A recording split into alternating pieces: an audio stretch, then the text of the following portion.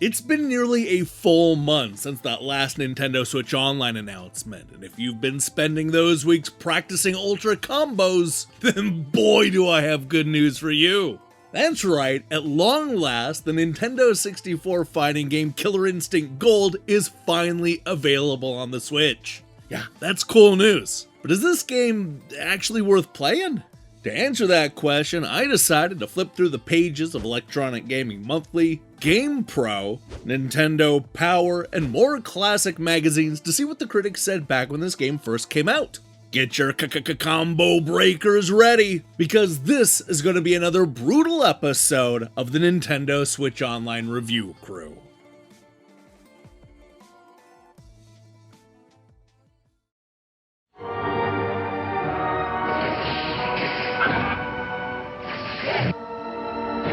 Action, racing, fighting, sports.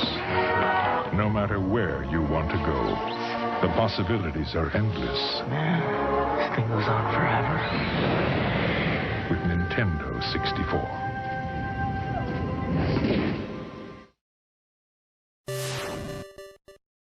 When Killer Instinct was first announced in early 1994, it was hyped up to not only be the future of one-on-one fighters, but also the next level of console gaming.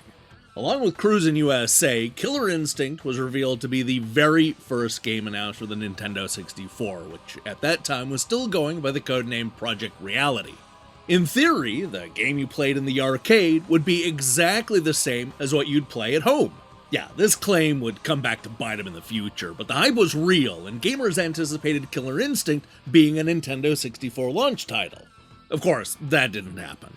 When Nintendo delayed the N64 launch by a full year, they chose to port the future of gaming to the aging Super NES and Game Boy. Suddenly, all eyes were on the arcade sequel, which once again promised to be exactly the same thing as the eventual home game. But when Nintendo finally announced their launch lineup, Killer Instinct was nowhere to be found. Thankfully, fight fans didn't have to wait very long, because Killer Instinct Gold finally made its way home 3 months after the N64 launched, just in time for the holiday season. But was it arcade perfect? And with 3D fighters taking up all the oxygen, was this still the future of gaming? Yeah, you might want to sit down, because the reviews are all over the place.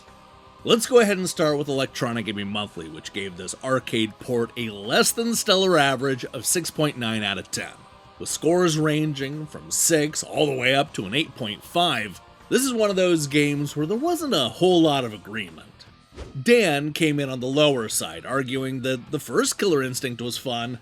It was a fresh, good-looking game, but the novelty wore off when Killer Instinct 2 debuted. Now, I will admit that I like Killer Instinct Gold's graphics and its unique use of the power meter, but I just can't get into this game. It doesn't take genuine skill to play, and you spend too much time blocking in order to set up attacks. It also didn't help that Chief Thunder was left out. Killer Instinct Gold is a commendable effort, but it's a style of game that could turn you off just as easily as it turns you on. As it turns out, Sean was turned on by the game. Wow, I've been waiting to play a fighter that really comes close to the arcade version. Sure, Street Fighter and Mortal Kombat have been on other systems, but the graphics in Killer Instinct are rendered. I've never been a big fan of the Killer series, and this version hasn't converted me. But Killer Instinct Gold is impressive. He later went on to talk about getting raw on a fighter, but we're just gonna leave it here before this episode gets demonetized. What you're gonna find with a lot of these reviews is that the critics were largely over Killer Instinct in 1996. It no longer felt like the future of gaming, but rather a relic from the past. You saw this when even Nintendo Power gave the game a mere 3.3 out of 5, which is much lower than their flowery coverage would suggest. N64 Magazine went a little bit lower, giving it a 62%, while Computer and Video Games went all the way down to a 3 out of 5. When Edge issued their score of 6 out of 10, it came with some big critiques. The main problem is that Killer Instinct was overrated the first time around. What Rare has managed to do here is to create a game that suffers from the same problem as the original. Once learned, the combos leave the player with little resource to spontaneity. The one-player game is predictable, while the two-player mode, though obviously better, still boils down to being a mad rush to see who can press the most buttons in the quickest time.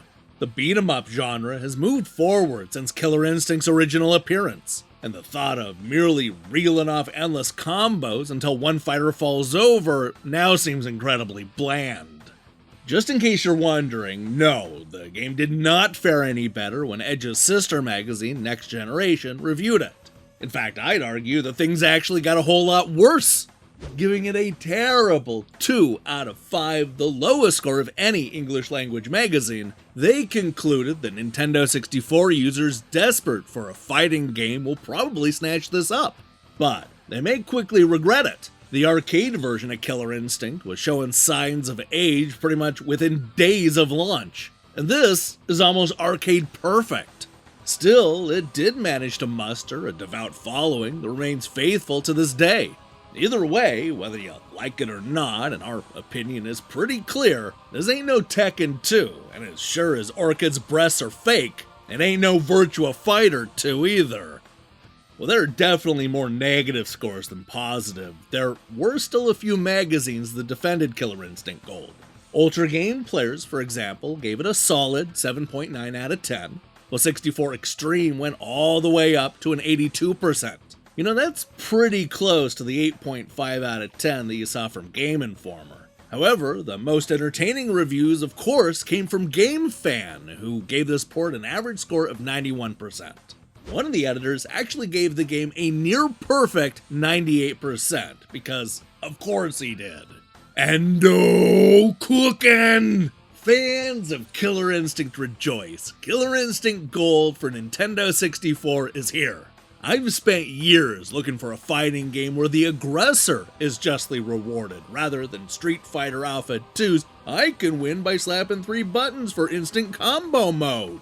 With hours of butt-stomping gameplay, tons of secrets, pumping music, and no loading, what more could you ask for? Well, maybe a better controller.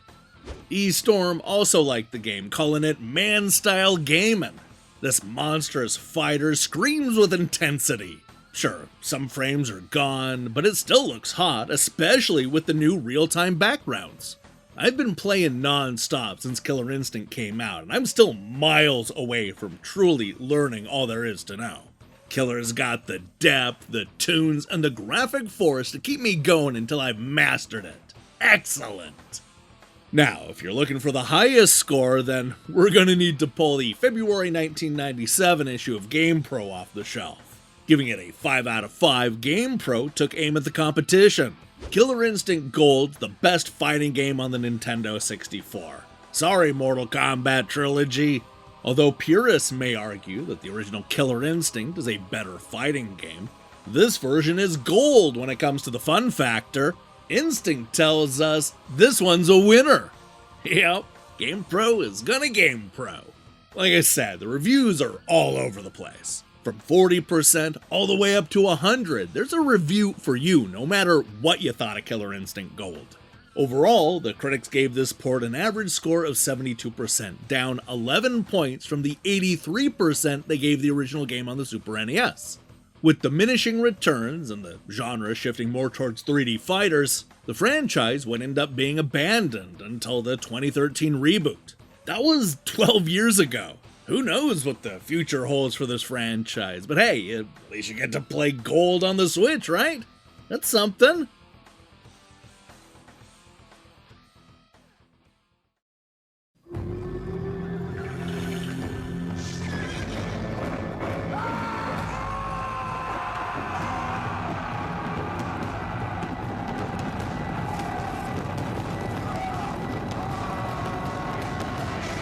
Nintendo 64's 6 new colors are so amazing, choosing a favorite might be somewhat of a struggle.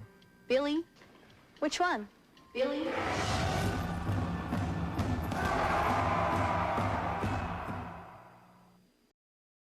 Hey, thanks for watching me break down these classic reviews. If you liked what you saw here, then you'll be happy to know that we post new episodes just like this one every time classic games get added to modern consoles. Now, here's the question I have for you. Is Killer Instinct overrated? You see, that's the charge that Edge makes, but do you agree? Let me see your thoughts in the comments below. In other news, we're going to be back next week with a review of Neon Apex and other stuff. Why wait for that? I strongly recommend you click that subscribe button and support what we're doing here. Until then,